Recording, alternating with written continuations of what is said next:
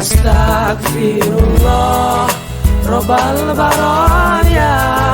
Astagfirullah. Yang kelima, alla yatakallafa saja fid doa. Dalam berdoa, kalau istilah kita, jangan nyelongcong. Saja sujak ini menunjukkan sikap berani kepada Allah. Misalnya ada orang berdoa, ya Allah ampunilah saya kalau engkau mau. Kalau Allah mau. Kasihanilah saya ya Allah kalau engkau mau. Itu doa orang songong. Atau sama saja, ya Allah berilah saya rezeki dikit aja. Emang kenapa pakai begitu?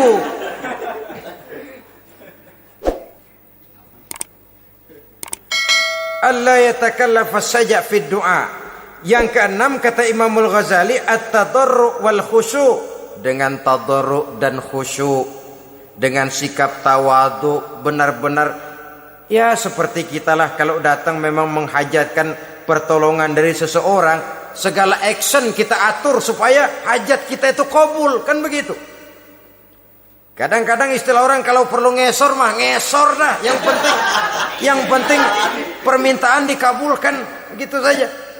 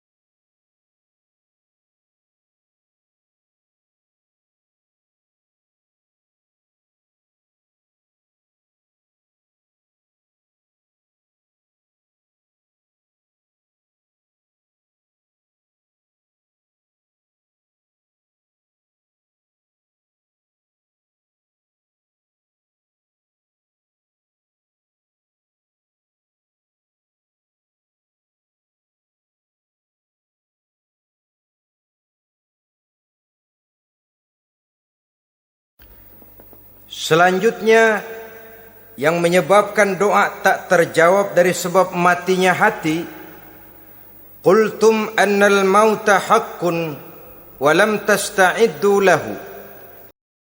Kamu berkata, kamu yakin bahwa mati adalah sesuatu yang benar, tapi kamu tidak pernah punya persiapan untuk mati.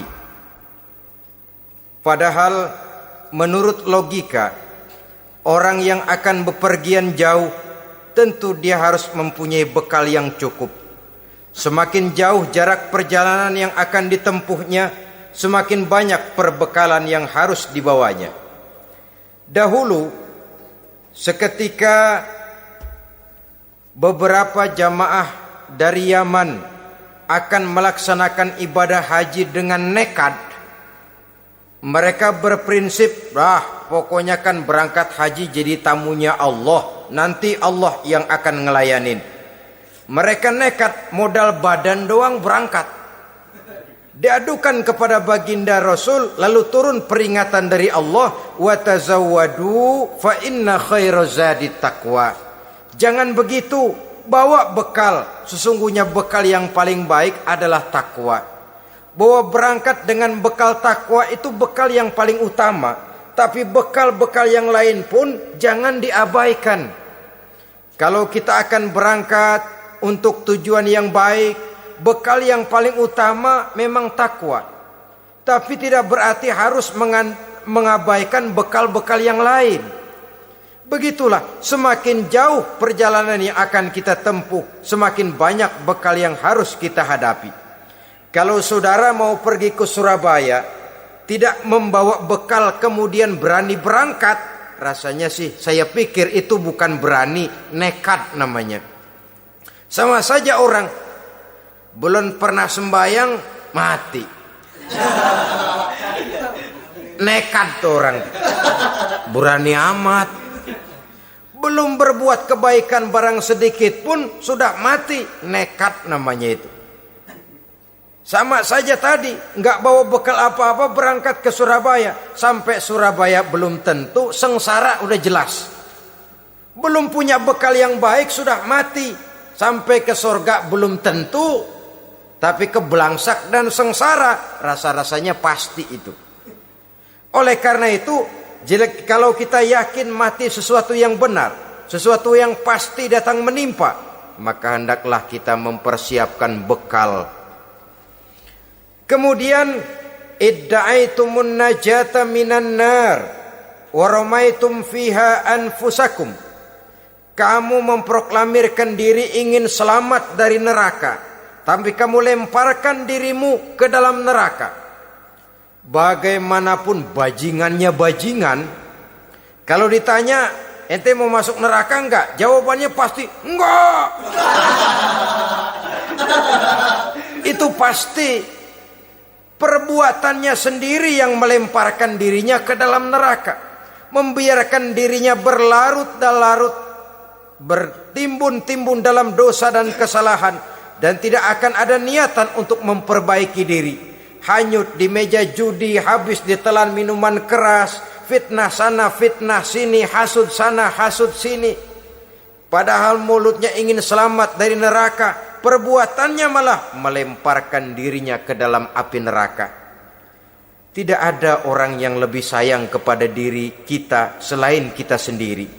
Dan menyayangi diri itu tidak cuma dengan memandikannya sehari 3 kali, memakaikannya parfum dengan segala macam merek, memakai sabun yang wangi-wangi, minyak yang harum-harum. Lebih daripada itu, jaga dan sayangi diri. Jangan jatuhkan dia ke dalam perbuatan-perbuatan yang bisa menjerumuskan diri itu ke dalam neraka.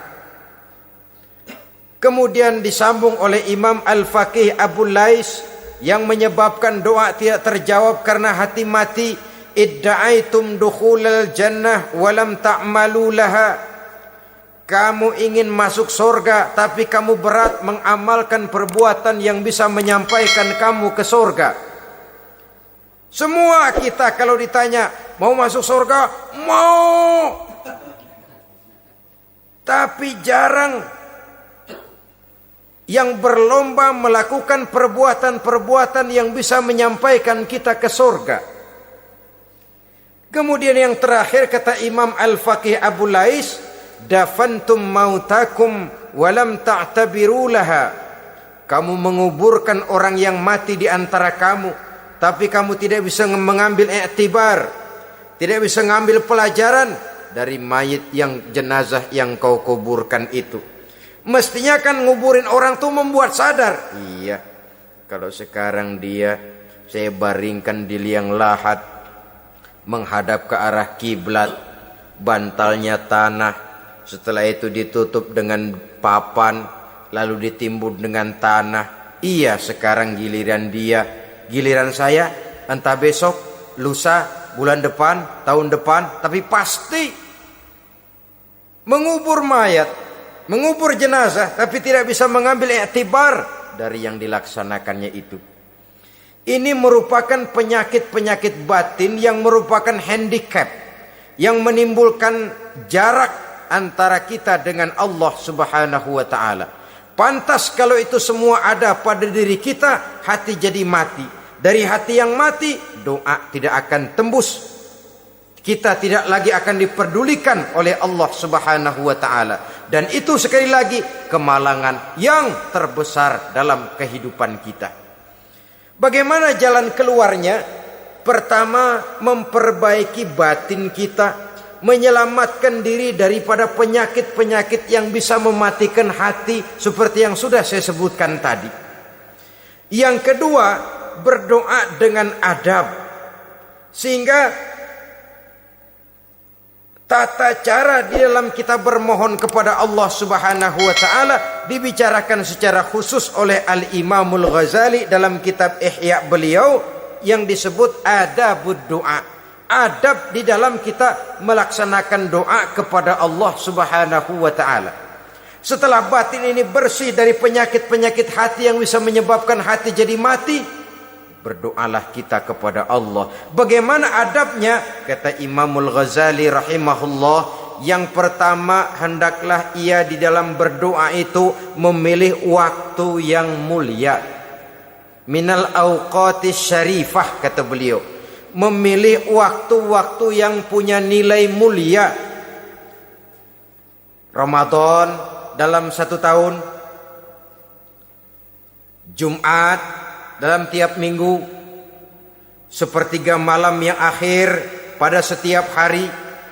Waktu-waktu yang punya nilai mulia. Walaupun misalnya saudara berdoa pada hari Kamis, tidak ada halangannya Allah mau kabulkan. Ini tidak berarti bahwa kalau sudah berdoa hari Jumat lalu hari Kamis tidak mau berdoa, tidak. Lebih memilih mengintai waktu-waktu yang punya nilai mulia. Lailatul Qadar sekali dalam setahun. Waktu-waktu yang punya nilai mulia. Logikanya begini, saudara-saudara.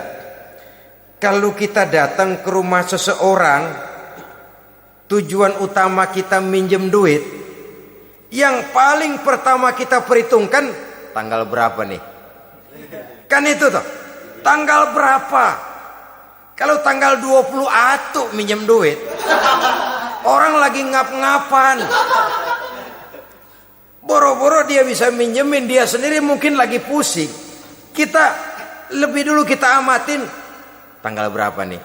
Yang enak sore apa siang? Jam 2. Jam 2 dia baru pulang dari kantor, tapi giliran tidur. Kalau dia tidur dibangunin datang mau minjem duit, kagak dimaki-maki sudah kebagusan deh. Kan kita lihat waktunya, timingnya kata orang sekarang. Tanggal berapa, sore apa malam, apalagi gulem apa terang bulan. Itu semua sudah kita atur sedemikian rupa, memilih waktu. Yang kedua kata Imamul Ghazali, memilih keadaan yang istimewa. Kalau tadi soal waktu, yang kedua soal keadaan. Ada situasi-situasi di mana doa itu diijabah oleh Allah Subhanahu wa ta'ala. Di antaranya kata Imam Abi Hurairah, Inda zahfi sufuf fi sabilillah, pada waktu mengatur barisan perang membela agama, di situ doa kabul. Inda nuzulil ghais, ketika turun gerimis, di situ doa makbul. Inda iqamis shalah, ketika salat mau didirikan, riwayat lain bainal azan wal iqamah, antara azan dan qomat, di situ doa makbul. Itu memilih keadaan-keadaan.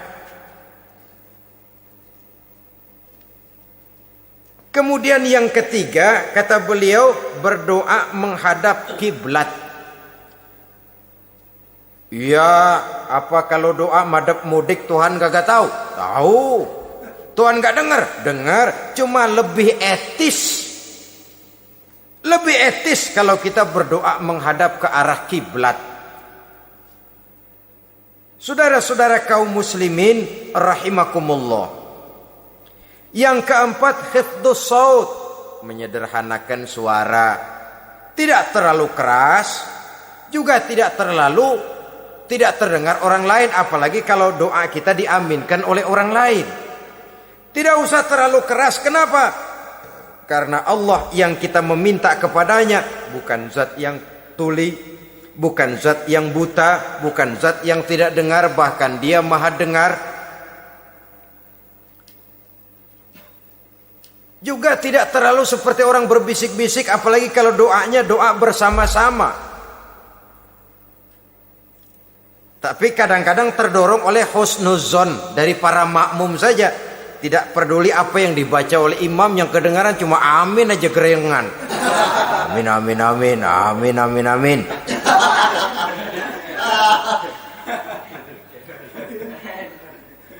Juga tidak terlalu keras. Seperti orang berdoa, seperti orang pidato. Saudara-saudara kaum muslimin rahimakumullah. Yang kelima, alla yatakallafa saja' fid du'a. Dalam berdoa, kalau istilah kita, jangan nyelongcong.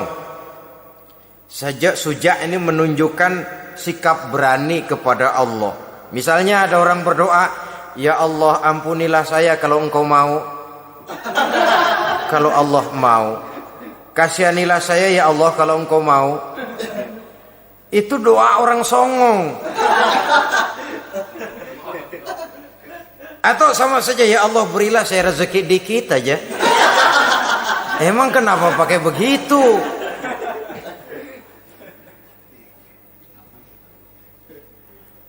Allah yatakallafa saja fid du'a. Yang keenam, kata Imamul Ghazali, at-tadarru' wal khusyu', dengan tadarru' dan khusyuk, dengan sikap tawadu, benar-benar ya seperti kita lah kalau datang memang menghajatkan pertolongan dari seseorang, segala action kita atur supaya hajat kita itu kabul, kan begitu. Kadang-kadang istilah orang kalau perlu ngesor mah ngesor dah, yang penting permintaan dikabulkan, begitu saja. Kita lihat sekarang ini, ramai orang bicara soal film-film Parno. Kelihatannya pendatang-pendatang baru, pokoknya asal bisa main dah, bugil ya bugil dah. Yang penting nyohor, bisa tampil. Walaupun dalihnya semua sama, mula-mula cuma iseng. Adegan panas bagaimana? Kalau tuntutan skenario apa boleh buat? Apa boleh buat? Emang nggak bisa milih. Setelah film beredar baru saya juga jijik ngelihat, lah tadi kemana waktu bikin?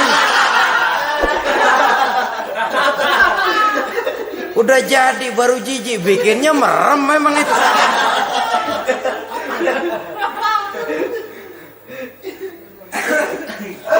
Tapi ada satu analogi, asal bisa main, asal bisa tampil di layar, apa saja jadi taruhan sudah. Bugil ya bugil dah, nggak soal dah. Pokoknya bisa main, tampil, nyohor, masuk koran. Udah seperti kata-kata orang Arab, bul ala zamzam fatu'raf. Kalau pengen terkenal, kencingin sumur Zamzam. Artinya apa? Bikin yang aneh-aneh, yang orang nggak kerjain, ntar ngetop. Yang ngetop lempengan jeleknya. Sumur Zamzam dikencingin, kan nyohor itu. Sedunia orang kenal. Kenapa? Gila. Saudara-saudara kaum muslimin rahimakumullah, sangat kita sayangkan kalau lalu orang berlomba-lomba dengan cuma modal paha mulus, wajah cantik, dimauin apa saja mau lalu bisa tampil. Akibatnya yang jadi korban adalah anak-anak kita. Disuguhi tontonan-tontonan yang meracuni jiwa mereka. Walaupun akibatnya barangkali ya lain seperti band orkes dengan film, memang akibatnya tidak langsung ya. Kalau band orkes akibatnya langsung, dia bisa berantem di tempat lokasi. Film orang nonton tahu dia di tempat itu, bukan di tempat itu dia praktek, pulang jadi pikiran dia. Tadi serem ya, ntar kalau udah kesempatan kita praktek. Ntar ngancemnya itu yang gak enak. Tapi yang saya analogkan dengan persoalan kita, tingkah pola artis apapun dilakukan asal bisa main. Nah itu tuh, asal dapat kesempatan acting. Dalihnya ya tuntutan skenario lah, iseng lah, macem-macem lah. Tapi yang jelas satu target, saya harus dapat kesempatan main. Untuk sampai ke situ cara apa saja harus saya tempuh. Tidak peduli harus menginjak-injak norma dan budaya bangsa yang luhur. Tidak peduli harus bertentangan dengan kaidah agama. Tidak peduli hasilnya meracuni umat masyarakat, terutama generasi muda. Yang penting kan ngetop. Saudara-saudara, baiklah ya, itu soal lain. Tapi soal kita ialah at-tadarru wal khusyu'. Bermohon kepada Allah dengan tadarru, khusyuk dan tawadu. Seperti kalau kita mau bermohon kepada seseorang, kita merendahkan diri. Pak, saya memang orang gak mampu pak. Utang saya udah selebar kampung pak. Anak udah 16 seperempat. Apa saja kita meratap, menghibah, mengeluh, merintih, ujungnya kan yang penting gue minjem duit dapat dah gitu. Apa kayak diomongin, pokoknya pulang bawa duit, itu saja. Itu strategi manusiawi. Kalau ini kita adakan konteks, oh iya, kepada Allah lebih lagi kita tadarru, khusyuk, tawadu. Doa dengan tawadhu, sebab kita akan bermohon kepada yang serba maha. Menghadap ke arah kiblat, duduk bertafakur dengan khusyuk, tawadhu. Jangan doa sembari tolak pinggang.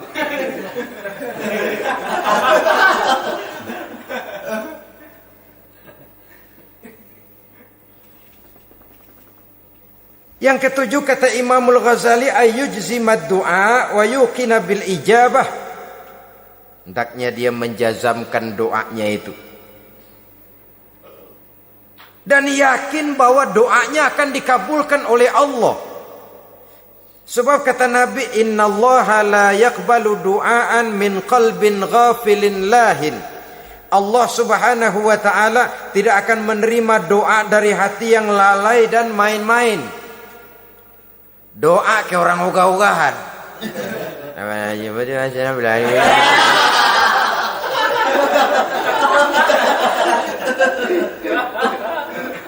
Kali malaikat nyongok dong, lu minta apa lu?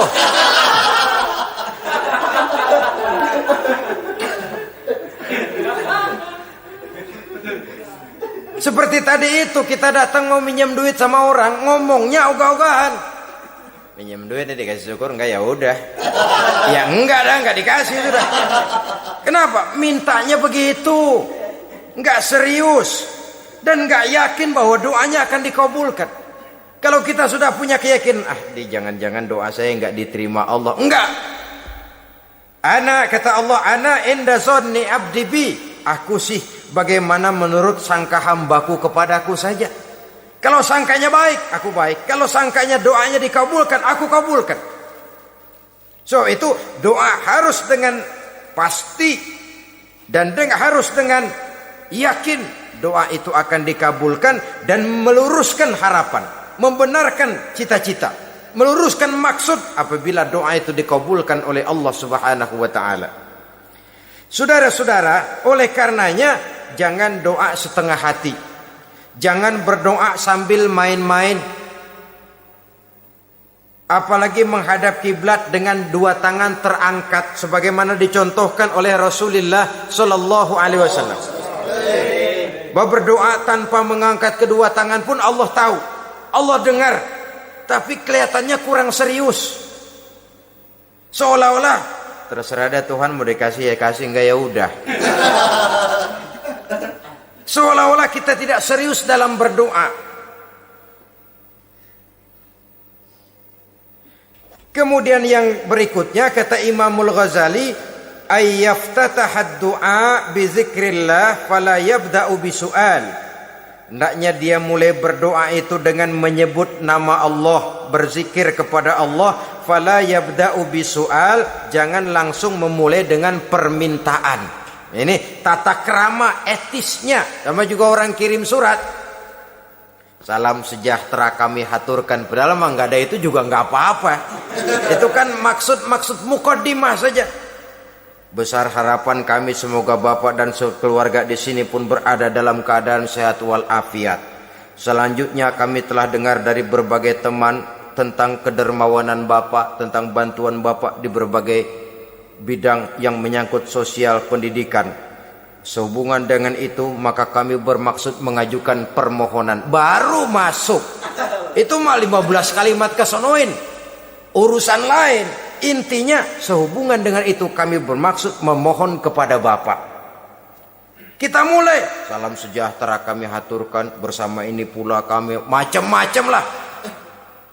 Sama juga seperti tadi itu, kita datang mau minjem duit, datang karena kita tahu datang habis bulan, malam terang bulan, udaranya sejuk, ngobrol lah kita, dapet teh. Apa kabar Pak? Baik. Aduh Bapak sih untung dah Pak, kayak pemurah lagi. Saya tahu Bapak banyak nyumbang di mana-mana, di Angon aja tuh orang di Angon.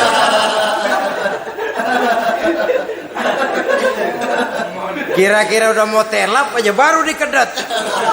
Ngomong-ngomong Pak, nah mulai deh kalau udah ngomong dah tuh mulain, baru masuk.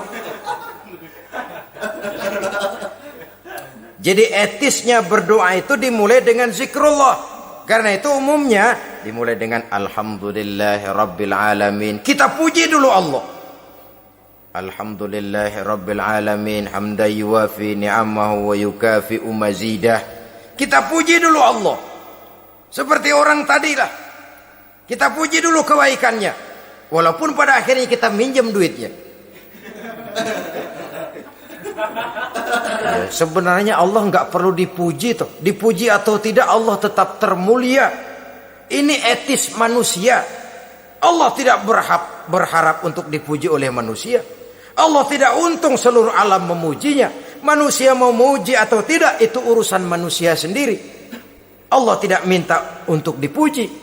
Allah juga tidak gila kepada pujian. Kalau kita memulai doa dengan pujian, etis kita kepada Allah Subhanahu wa taala di dalam kita bermohon kepadanya. Saudara-saudara kaum muslimin rahimakumullah.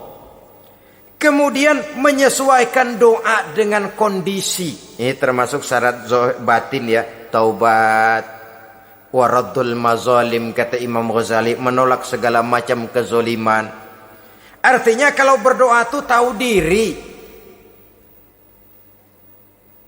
Kalau gaji kita sebulan 700 atau 800 900 ribu, berdoa minta rezeki 1 juta, itu tahu diri namanya. Kan cuman kurang 100 ribu. Ya, kalau kerja kagak minta gajian 1 juta. Pengen doa dikabulkan, rasanya secara etis nggak tahu diri orang berdoa seperti itu. Orang datang mau minta duit, mau pinjam duit kepada kita, kan kita lihat kira-kira mampu ngembaliin nggak nih orang. Kita lihat, kita evaluasi kemungkinannya. Lalu si yang minjem tentu tahu diri. Kalau memang kekuatannya ngembaliin, Tidak seperti kekuatannya mulangin, hendaknya dia timbang rasa. Begitu juga kepada kita etisnya kepada Allah Subhanahu wa taala. Tahu diri, menyesuaikan doa dengan keadaan. Kalau tidak ada gap terlalu jauh panggang daripada api, nanti nasibnya bagai si pungguk merindukan bulan.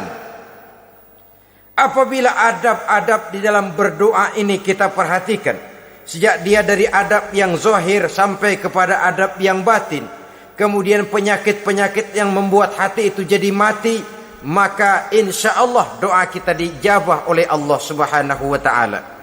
Dalam Al-Baqarah ayat 186, Allah Subhanahu wa taala menjelaskan, "Wa iza sa'alaka ibadi anni fa inni qarib ujibu da'watad da'i iza da'ani falyastajibu li wal yu'minu bi la'allahum yarshudun."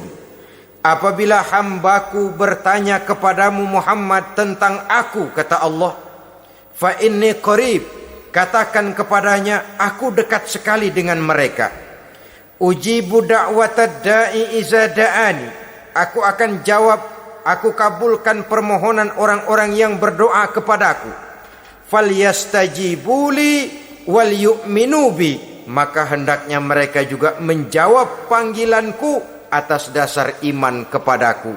La'allahum yarshudun, semoga dengan ini mereka kelak mendapat petunjuk. Saudara-saudara, Al-Baqarah 186 ini dengan nyata menjelaskan kepada kita, Allah akan menjawab doa, mengabulkan permohonan apabila kita falyastajibuli wal yu'minu bi, juga menjawab panggilan Allah atas dasar beriman kepadanya. Logikanya tadi itu, araftumullaha wa lam tu'tuhu haqqahu. Kita tidak pernah mau menjawab panggilan Allah sementara kita berharap doa kita dijawab oleh Allah. Apa enggak pincang? Apa enggak berat sebelah? Panggilan Allah kita berat memenuhinya, sementara kita sangat berharap agar permohonan kita, seruan kita dikabulkan oleh Allah. Menjawab panggilan Allah atas dasar beriman kepadanya. Kenapa? Ada orang menjawab panggilan bukan berdasarkan iman, tapi karena target lain. Datang sembahyang Jumat paling dulu, target utamanya pulang juga paling dulu nyabet sendal, nyabet sepatu. Menjawabnya iya, tapi tidak karena iman. Jadi apabila kita rajin menjawab panggilan Allah atas dasar beriman kepadanya, maka seruan, permohonan, doa niscaya dikabulkan olehnya. Ini saja, mudah-mudahan ada manfaatnya. Terima kasih atas segala perhatian. Mohon maaf atas segala kekurangan. Usikum wa nafsi bitaqwallah. Wassalamualaikum warahmatullahi wabarakatuh. Waalaikumsalam warahmatullahi wabarakatuh. Alhamdulillah. Grâce à mon Dieu, merci beaucoup pour la vie et la santé.